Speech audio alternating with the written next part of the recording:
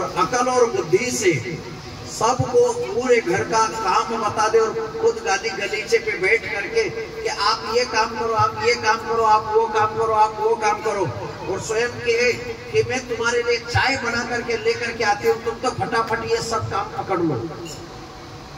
यानी पूरे घर को उंगली के ऊपर नचाती रहे, काम बता करके और काम चलाती रहे, और खुद छोटा मोटा कई काम के कोई मेरे को ये नहीं कहते कि तुम क्या कर रही हो, इसलिए छोटा मोटा काम पकड़ करके बैठी रहती और दिन भर नचाती चलाती रहती परिवार वालों को, उसे कहते पदमणि।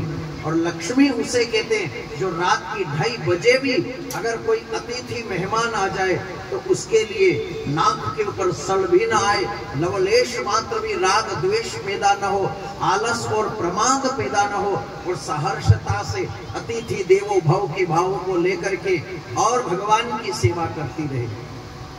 अतिथि देवता के रूप में आए, इस भाव को लेकर के जो रात की 2:30 बजे भी कोई आ जाए तो उसकी तन मन धन हृदय सच्ची लगन भाव से सेवा करे, उसे क्या कहते हैं? लक्ष्मी। बोलो बांके बिहारी लाल की, उसे घर की लक्ष्मी। अब यहाँ सती ने अनेक रूप बदल लिए और सती चल दी है।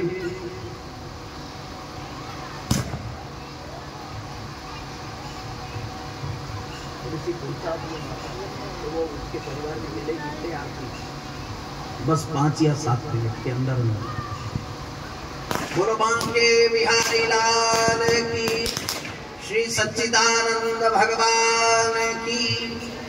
तो भोलेनाथ ने मन में विचार किया, इसने संकणी डंकणी, और भोलेनाथ तुम में हिम्मत हो तो रोक करके बताओ, ये शब्द वेदी बाण है, ये बिच्छू के डंक के समान है। भोलेनाथ तुम में हो तो मैं मेरी इच्छा से आई हूँ, तुम मेरा क्या कर लोगे? मेरा मन पड़ेगा वो करूंगा, मेरी इच्छा होगी वो करूंगा, तुम मेरे को कहने वाले कौन हो? तुम मेरे बाप के घर जाने से रोक रहे हो। ऐसे अपमानजनक शब्द, बिच्छू के जैसे डंक मारने वाले शब्द, भोलेनाथ ने कहा कि डंकनी भी हो गई, संकणी तो है ही सही, डंकनी भी हो गई। और भोलेनाथ ने विचार किया अब ये यहाँ टिकने वाली नहीं है। स्त्री लक्ष्मी के रूप में जब तक ठीक है, मगर अपने आपा से बाहर हो जाए फिर वो टिकने वाली नहीं होती। तो भोलेनाथ ने कहा सती अब एक काम कर, तेरा जितना भी सामान है सब बटोर ले, पोटली बांध लो। बांध पोटली। राजा इंद्र के स्वर्गपुरी से रथ को बुलवाया और रथ को बुलवा करके दारुक को कहा कि तुम इसको लेकर के और राजा दक्ष के घर लेकर के चले जाओ। लेकर के जाना और राजा दक्ष के यहाँ छोड़ देना। अब सती